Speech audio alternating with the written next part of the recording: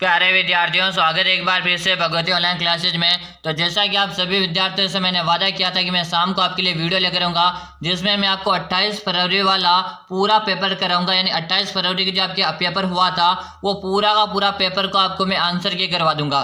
तो जैसा कि मैंने आपसे वादा किया था, जैसा मैं आपके लिए पूरा वीडियो लेकर आज का, तो ये आपका पूरा फुल लेंथ वीडियो रहने वाला है जिसमें मैं आपको पूरा का पूरा पेपर यहाँ पे हल करवा रहा हूँ। ठीक है ना। मैंने जितने भी विद्यार्थियों से प्रश्न परचेज किए सारे मेरे पास आ चुके हैं। अब मैं आपको सारे प्रश्न आपको करवा रहा हूँ। अब आपको खुद को आपके आंसर की जो है आपको साथ में लेकर बैठ जाना है और आपको मिलान करते रहना है कि आपके कितने प्रश्न सही हुए। ठीक है ना। आपके कितने प्रश्न सही हुए ये आपको मिलान कर लेना, कॉपी में नोट कर लेना। तो चलेगा, पहला प्रश्न आपके सामने आ रहा और पहला प्रश्न आपसे पूछा गया था कि आग में घी डालना मुहावरे का अर्थ बताओ। भाई आपसे प्रश्न पूछा था कि आग में घी डालना मुहावरे का अर्थ होता है। तो आप सभी को पता है कि आग में घी डालने मुहावरे का अर्थ है क्रोध से भड़कना। क्या हो जाएगा? क्रोध से भड़कना। अगर आप भी यहाँ पे क्रोध से भड़कना करके आए हो ना तो बिल्कुल आप यहाँ पे आंसर है सही करके आओ। सभी विद्यार्थियों को मैं एक ही बात बोलूंगा, सबसे पहले आप वीडियो को लाइक कर दो और साथ में आप चैनल को सब्सक्राइब करके घंटे के बटन को प्रेस कर लो। ठीक है। चलो, अगला प्रश्न आपसे क्या पूछा था कि विज्ञान में कौन सा उपसर्ग है। देखो भाई आपसे प्रश्न क्या पूछा कि विज्ञान में कौन सा उपसर्ग है। यानी कि अगर विज्ञान का अपन संधि विच्छेद करेंगे तो वी प्लस ज्ञान क्या हो जाएगा? वी प्लस ज्ञान हो जाएगा। यानी कि विज्ञान। अब वो आपसे पूछा उपसर्ग। अब उपसर्ग जो होता है पहले लगता है, यानी शब्द के पहले लगता है उपसर्ग है, यानी कि विज्ञान में वी उपसर्ग हो जाएगा। भाई क्या हो जाएगा? अगर आप भी वे करके आए ना, बिल्कुल सही करके आए भाई, हाँ, तब तो आपका आंसर है सही रहा है। अगला प्रश्न आपसे पूछा गया था, प्रश्न आपसे पूछा था कि मनुष्य का पर्यायवाची शब्द बताओ। देखो भाई आपसे प्रश्न में पूछा गया था कि मनुष्य का पर्यायवाची शब्द आपको बताना था, जो कि मनुष्य के जो पर्यायवाची शब्द होते हैं, इंसान भी कहते हैं, मानव कहते हैं, व्यक्ति कहते हैं, जन कहते हैं, नर कहते हैं, पुरुष कहते हैं, आदमी कहते हैं, बंदा कहते हैं, लोग कहते हैं और दंपति कहते हैं। अगर इनमें से कोई सा भी जो आपके चार ऑप्शन, देखो ऑप्शन साथ में नहीं थे, लेकिन इनमें से अगर आप उसमें करके आओ ना तो बिल्कुल आपका एग्जैक्ट था, आपने सही गोला करके आओ। आपको खुद को पता लग जाएगा। आप जब ये पूरा मैं करवा रहा हूँ आंसर की आपको ये करवा रहा हूँ तो आप पूरा अटेम्प्ट करोगे तो आप खुद को आपके जो दिमाग में उसमें ऑटोमेटिक क्वेश्चन रिकवर होने लग जाएंगे। यानी कि आपको अभी देखो आंसर आप, यानी आपको पेपर साथ में नहीं दिया, मुझे भी पता है, आपको भी पता है, आपको पेपर साथ में नहीं दिया। ठीक है ना। लेकिन अब जब आप क्लास में जैसे जैसे आगे बढ़ोगे ना, जैसे क्वेश्चन आपकी आंखों के सामने आएगा आपको क्वेश्चन याद आ जाएगा कि मैंने इसका आंसर है क्या करके आया था। ठीक है ना। तो आप जब बने रहोगे क्लास में एंड तक तभी तो पता चलेगा ना। तो चलेगा भाई, अगला प्रश्न आपसे पूछा गया था। अगला प्रश्न आपसे पूछा गया था कि लोकसभा में सदस्यों की संख्या कितनी होती है। देखो भाई काफी अच्छा क्वेश्चन पूछा कि लोकसभा में सदस्यों की जो संख्या होती है वो कितनी होती है। भाई तो लोकसभा में सदस्यों की संख्या आपसे पूछी है जो कि आपके 543 होती है। कितनी होती है? 543 आपकी लोकसभा में सदस्यों की संख्या होती है। अगर आप 543 करके आओ ना तो बिल्कुल आपका एग्जैक्ट आंसर। दोस्तों आपके मित्र के साथ इस क्लास को आप जरूर से शेयर करेंगे ताकि आपका मित्र भी अपने आंसर की मिलान कर सके और आप उसे पूछ सकते हो कि आपके मित्र से कि आपके कितने प्रश्न सही भी है। तो आप इस मित्र यानी आपके मित्र उसके साथ में आप इसको शेयर जरूर से करेंगे भाई। ठीक है। चलो, और अगला प्रश्न आपसे पूछा दुनिया की सबसे बड़ी मीठे पानी की झील कौन सी है। दुनिया के, आपसे भारत की नहीं पूछी, आपकी विश्व की नहीं पूछी है, आपसे प्रश्न में क्या पूछा गया कि दुनिया की सबसे बड़ी मीठे पानी की झील पूछी। क्या पूछे? दुनिया की। और वो रहेगी आपकी बेकाल झील। अगर आप बेकाल झील करके आए हो, आप गोला बेकाल वाले को काला करके आए हो ना, तो बिल्कुल इस तरह से आपने काला करके आगे हो, आपका बिल्कुल बेकाल झील वालों का से दोस्तों ऑटोमेटिक आपके दिमाग में क्वेश्चन रिकवर होने लगे होंगे। मैंने कहा ना कि जैसे जैसे आपके क्वेश्चन सामने आएगा ना ऑटोमेटिक आपका दिमाग रिकवर कर लेगा कि इस क्वेश्चन में मैंने क्या किया। ठीक है।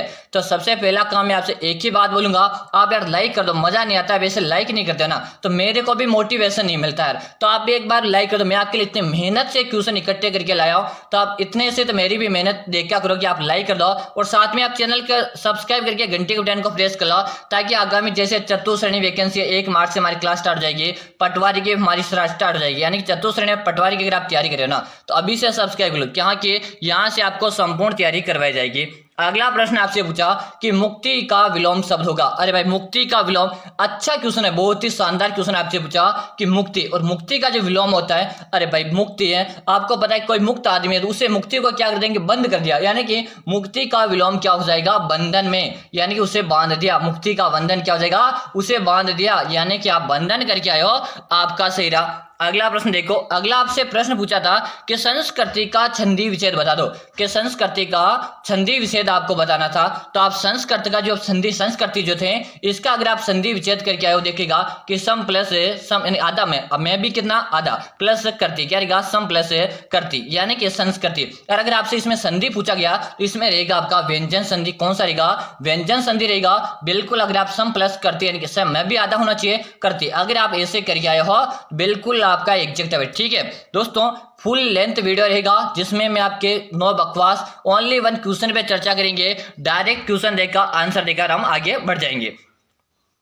अगला प्रश्न देखिएगा, प्रश्न आपसे पूछा गया था कि पृथ्वी का द्रव्यमान कितना होता है। आ गया ना, ऑटोमेटिक आपका दिमाग रिकवर करने लग गया होगा क्वेश्चन को, ऑटोमेटिक जो आपका दिमाग है उसमें रिकवर हो गया होगा क्वेश्चन है कि पृथ्वी का द्रव्यमान कितना है। तो आप बिल्कुल 5.9 यानी कि आप ये वाला करके आए हो ना, ये वाला ऑप्शन है बिल्कुल आपका सही है। अगर आप इस ऑप्शन में गोला करके आए हो ना, सही आंसर है। आपके दिमाग में ऑटोमेटिक अब क्वेश्चन रिकवर होने लगे होंगे। चलो अगला प्रश्न आपसे पूछा कि जल दिवस 2024 की थीम क्या थी। भाई ये थोड़ा करंट का क्वेश्चन है और क्या पूछा आपसे कि जल दिवस 2024 की थीम। अब यहीं पे आपसे प्रश्न पूछ लेता कि जल दिवस कब मनाया जाता था, 22 मार्च को हमारा जल दिवस मनाया जाता, लेकिन हमें क्या पूछा कि जल दिवस 2024 की थीम क्या रखी थी। शांति के लिए जल क्या रखी थी, उसके लिए थीम है शांति के लिए जल की थीम रखी थी, यानी कि आप शांति के लिए जल करके आए हो ना, सही आंसर भाई, बिल्कुल आप एग्जैक्ट आंसर करके आए हो।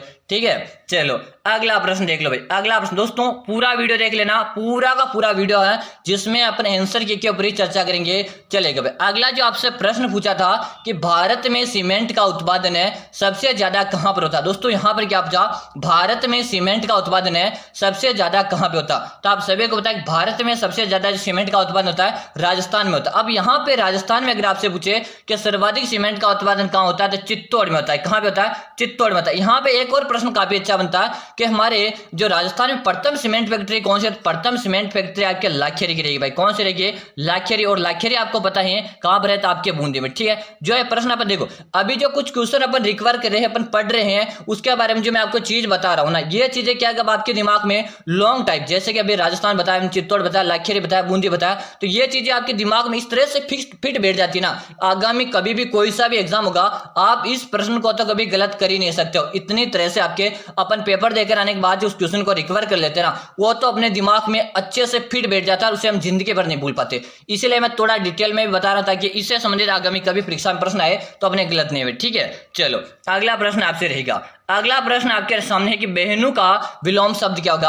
अब आपको यहाँ पे दे रखा बहनों का विलोम शब्द पूछा तो आपको पता है बहन है, बहन का विलोम क्या हो जाएगा? भैया हो जाएगा। क्या हो जाएगा? बहनों का विलोम हो जाएगा भैया। क्या हो जाएगा? भैया। अगर आप भैया करके आओ ना तो बिल्कुल आपका सही आंसर करके आया। हाँ चलो अगला प्रश्न आपसे पूछा है कि 61वां संविधान संशोधन का संबंध बताओ। आपसे प्रश्न क्या पूछा? 61वां संविधान संशोधन जो था इसका संबंध किससे रहेगा। तो देखो 61वां जो संविधान संशोधन था ना, उसका संबंध था लोकसभा और राज्यों के विधानसभाओं में चुनाव में मतदाता की आयु को कम कर दिया गया था। यानी पहले जो 61वां संविधान के पहले क्या था, यानी कि उम्र यानी वोट देने की आयु थी 21 वर्ष थी, लेकिन 61वें संविधान संशोधन में क्या कर दिया, उसे 18 वर्ष कर दिया। कितने वर्ष कर दिया? 21 वर्ष से घटाकर उसे 18 वर्ष कर दिया गया था। किस संविधान संशोधन के तहत? तो आपका 61वां संविधान संशोधन के तहत। कितना? 61वां संविधान संशोधन के तहत में आपके कितना कर दिया? 21 से घटाकर 18 कर दिया था। ठीक है चलो अगला प्रश्न आपके सामने। अगला प्रश्न आपसे पूछा गया था कि लोकसभा में आरक्षित सीटों की संख्या बताओ। कि लोकसभा है उसमें जो आरक्षित सीटों की जो संख्या है वो कितनी है। तो लोकसभा में आरक्षित सीटों की संख्या 87। कितनी रहेगी? 87 रहेगी। तो आपका यहाँ पे बिल्कुल 87 बता रहे हो तो सही है। इसी के साथ में दोस्तों आप चैनल को सब्सक्राइब करके घंटी के बटन को प्रेस करेंगे और साथ में एक प्यारा सा कमेंट आपकी तरफ से आना चाहिए कि मैं जो आपके लिए इतनी मेहनत से आंसर की करवा रहा हूँ इसमें आपको पढ़ने में मजा तो आ रहा ना, एक बार आपका कमेंट तो आना चाहिए भाई। ठीक है चलो अगला प्रश्न आपसे पूछा। अगला प्रश्न पूछा था कि गुल्ला की बावड़ी कहाँ पे स्थित है। गुल्ला की बावड़ी कहाँ पे स्थित है? गुल्ला की बावड़ी के बूंदी में, जिसे हम राजस्थान की छोटी घांसी के नाम से जानते हैं, या यहीं पे इसे बावड़ियों का शहर भी कहते हैं। क्या कहते हैं? इसे छोटी घांसी या बावड़ियों के शहर के नाम से बूंदी को जाना जाता है। अगला प्रश्न आपसे पूछा था कि भारतीय संविधान की 11वीं अनुसूची में विषयों की संख्या कितनी है। भारतीय संविधान की 11वीं अनुसूची में विषयों की संख्या कितनी है, तो 29 भाई, कितने हैं 29, यानी आपका 29 करने वाले विद्यार्थियों का सभी का से आपके ऑटोमेटिक दिमाग में क्वेश्चन अब रिकवर होने लगे।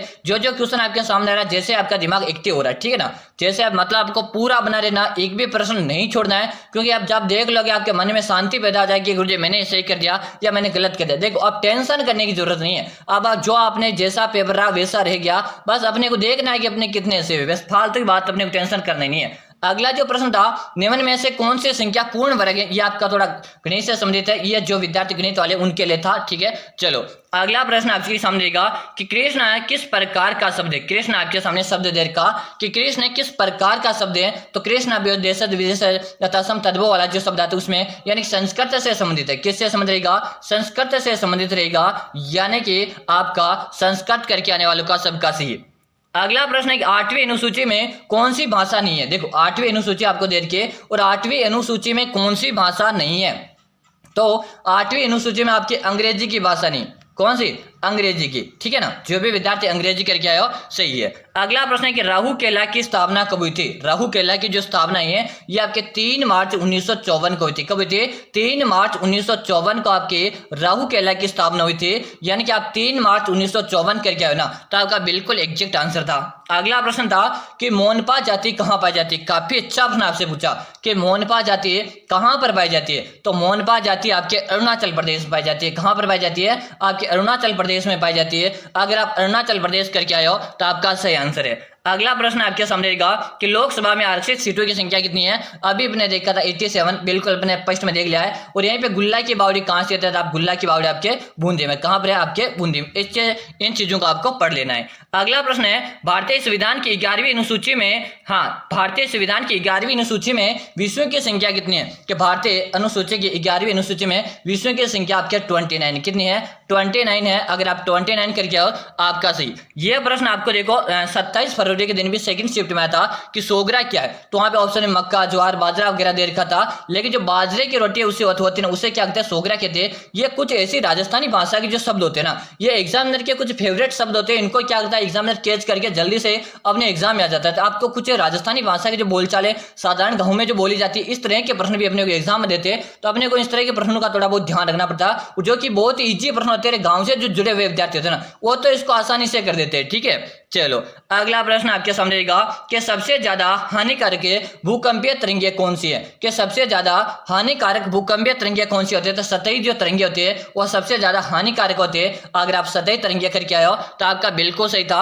अगला प्रश्न आपके सामने, आजादी के बाद राजस्थान में पहला सीमेंट फैक्ट्री कहां पर खोला। देखो यहाँ पे प्रश्न आपसे क्या पूछा, अगर आपसे राजस्थान की पहली सीमेंट कारखाना पूछता तो आपका था लाखेरी बूंदी। क्या प्रश्न को एग्जामिनर ने घुमा दिया, तब तो आपका लाखेरी था, लेकिन यहाँ पे प्रश्न क्या देखा, आजादी के बाद, यानी 15 अगस्त 1946 के बाद की बात की जा रही है कि प्रथम सीमेंट फैक्ट्री कहाँ खोली गई थी, तो आपके ब्यावर में, और ब्यावर आपको पता है कि आपके अजमेर में, कहाँ पर है, अजमेर में। देखिएगा प्रश्न ने एग्जामिनर ने इतना तरह से घुमा दिया था कि देखो अब यहाँ पे कंफ्यूज होने वाला सवाल, अगर लाखेरी ऑप्शन में था तो आप बिल्कुल लाखेरी करके आए होंगे, लेकिन यहाँ पे प्रश्न ने एग्जामिनर ने घुमा दिया था भाई। चलो अगला प्रश्न आपसे पूछा कि राहु केला इस्पात संयंत्र किस देश की सहयोग से स्थापित किया गया था। प्रश्न क्या पूछा आपसे कि राहु केला इस्पात संयंत्र किस देश के सहयोग से स्थापित किया था, तो आपके जर्मनी, किसके सहायता से, जर्मनी की सहायता से आपका राहु केला लगाया गया था, तो आप जर्मनी बता रहे, यानी जर्मनी करके आए तो आपका सही है। अगला प्रश्न है, इसका आंसर आप सभी को देना कमेंट में, इसका आंसर आपको देंगे विद्यार्थी कमेंट बॉक्स में करेंगे,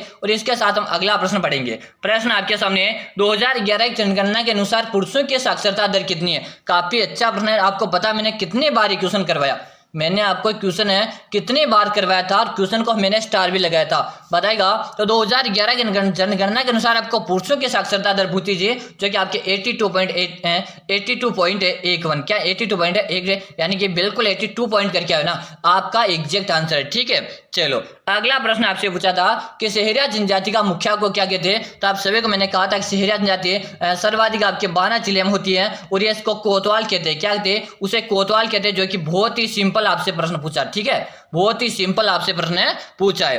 अगला प्रश्न देखिएगा, प्रश्न आपसे पूछा कि भारत सरकार ने जैव विविधता कानून कब पारित किया। भारत सरकार ने जैव विविधता कानून कब पारित किया गया था, तो आपके 2002 में किया था। कब किया था? 2002 में आपका जैव विविधता कानून पारित किया था। दोस्तों यह प्रश्न देखो, अभी आपका आंसर देख के देखने का मतलब क्या है, जब अगर आगामी किसी भी एग्जाम की आप तैयारी करोगे ना, यह प्रश्न आपके कहीं से भी आ जाएगा, आप इसे कभी नहीं भूलोगे। इस प्रश्न को आप कभी भूल ही नहीं पाओगे। चलो अगला प्रश्न पूछा, भारत सरकार ने जैव विविधता कानून कब पारित किया था? 2002 में किया था। अगला प्रश्न आपसे पूछा, प्रश्न कितना घुमा के पूछा कि राजस्थानी भाषा दिवस कब मनाया जाता। देखो एक होता है राजस्थान दिवस है, तो राजस्थान जो दिवस होता है राजस्थान स्थापना दिवस और राजस्थान दिवस, यानी कि राजस्थान दिवस आपके 30 मार्च को मनाया जाता और राजस्थान स्थापना दिवस बात करिए तो राजस्थान स्थापना दिवस आपके 1 नवंबर को मनाया जाता। लेकिन राजस्थानी भाषा दिवस आपसे पूछा, और राजस्थानी भाषा दिवस आपके 21 फरवरी को मनाया जाता। कब मनाया जाता? 21 फरवरी को आपके राजस्थानी भाषा दिवस मनाया जाता है। अगला प्रश्न आपके सामने है कि जीव जंतु में कौन सा समास है। जीव जंतु आपके सामने दे रखा और काफी अच्छा प्रश्न है कि जीव और जंतु, गुरु जी क्या रहेगा? जीव, इसमें योजक चिन्ह हो रहा है कि जीव और जंतु का और का प्रयोग हो रहा, तो इसमें रहेगा आपका द्वंद्व समास। क्या रहेगा? द्वंद्व समास इसमें आपका हो जाएगा। अगला प्रश्न आपसे पूछा, अनुच्छेद 74 का संबंध बता दो। अनुच्छेद 74 का संबंध रहेगा तो राष्ट्रपति को संसाधन पूर्ण सूचना के माध्यम से निर्णय लेने में मंत्रिपरिषद के द्वारा सहायता प्रदान करने की प्रावधान। अगला प्रश्न आपके सामने रहेगा कि सुलह कुल नीति किसके द्वारा तैयार की गई थी? तो अकबर के द्वारा तैयार की गई थी। किसके द्वारा? अकबर के द्वारा ये सुलह कुल नीति आपके तैयार की गई थी। अगला प्रश्न आपके सामने रहेगा कि शिकारी नृत्य कहाँ पर किया जाता है। शिकारी नृत्य कहाँ पर किया जाता है? तो आपको पता है कि शिकारी जो नृत्य है ना, ये आपके 12 जिले में किया जाता है। किसके द्वारा किया जाता है? शहरियार जाति के द्वारा किया जाता है। ये आप सही करके आ गए, ठीक है। अब आपके लिए सभी के लिए महत्वपूर्ण सूचना, और किन किन विद्यार्थियों के लिए महत्वपूर्ण सूचना सभी को बता दो। अगर आप यहाँ पे कर रहे हो चतुर्थ श्रेणी एग्जाम की तैयारी, क्या है? अगर आप कर रहे हो चतुर्थ श्रेणी एग्जाम की तैयारी, अगर आप कर रहे हो पटवारी वैकेंसी की तैयारी, चाहे आपका छोटा भाई बीएसटीसी की तैयारी कर रहा हो, चाहे आपका बड़ा भाई हो, चाहे छोटा भाई हो पीटीटी एग्जाम की तैयारी करो, तो इन सभी विद्यार्थियों के लिए मैं एक बहुत ही बड़ा ऑफर लेकर आज का, और ऑफर में क्या आज का आपके सामने है, आपको ऑफर में मिलने वाला है भूगोल, इतिहास, कला, संस्कृति मात्र 99 में, यानी कि भूगोल, इतिहास, कला, संस्कृति तीनों के नोट्स आपको कंप्लीट मिलेंगे मात्र 99 रुपए में। अगर दोस्तों आप अभी परचेज करते हो तो मात्र 99 मिलेगा। अगर आप इसे 2 दिन बाद भी इसे परचेज करते हो, इसका चार्ज बढ़ जाएगा 199। कितना हो जाएगा? 199। तो अभी मैं चाहता हूं ये देखो चतुर्थ श्रेणी तैयारी करने वाले विद्यार्थियों के लिए अभी समय है, इसके साथ पटवारी विद्यार्थियों की भी तैयारी है, और अगर आप जेल प्रेरी की तैयारी कर रहे हो तो उसके लिए जो विद्यार्थियों को ये 3 सब्जेक्ट चाहिए ना, मात्र 99 में, ठीक है। कि मिलेगा कहां पर है, तो आपको इसी नंबर पे पेमेंट करके इसी नंबर पे आप उसका व्हाट्सएप में स्क्रीनशॉट भेज देना। 636725 इस नंबर पे आपको पेमेंट करना है, फोन पे, गूगल पे, पेटीएम के माध्यम से, और इसी नंबर पे मुझे उसका व्हाट्सएप पे स्क्रीनशॉट भेज देगा। जैसे भेज दोगे उसके 5 मिनट के अंदर अंदर आपको ये मिल जाएगी नोट्स, कंप्लीट नोट्स मिलेंगे, और ये नोट्स पढ़ के चले जाना, पूरा पेपर आपका इस नोट से बाहर नहीं आएगा। ये मेरे आपसे 100% गारंटी के साथ रही। अभी जिन विद्यार्थियों ने परचेज करके बेटा उनको पता है, ठीक है। तो आप भी, आपके हाथ से अवसर निकल ना जाए। प्रथम 100 विद्यार्थी के लिए ऑफर रहेगा, इसके बाद इसका चार्ज 199 हो जाएगा। तो ऑफर आपके हाथ से निकलना नहीं चाहिए, ठीक है। फिर मिलते हैं अगले क्लास में, तब तक के लिए जय हिंद, वंदे मातरम साथियों।